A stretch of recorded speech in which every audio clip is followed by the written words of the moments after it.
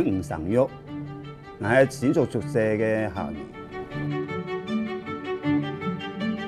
我係自細啲比塘順太嘅，桃園以前有上萬嘅比塘，而家越嚟越少咗。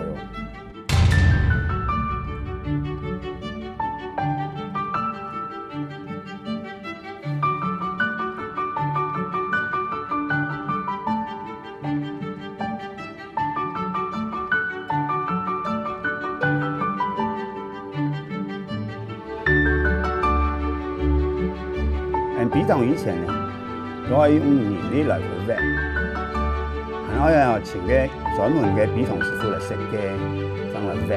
因為呢水會帶財，而家家族啦，旺啊唔旺啊，就看個比塘挖啦好啊唔好，有風有水，家族就會興旺啊。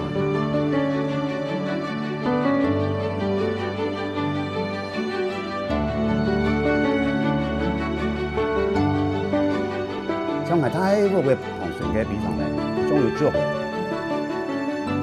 風經過嘅捉嘅以後咧，隨住太嗰嘅風咧，就變得真穩火、真爽快。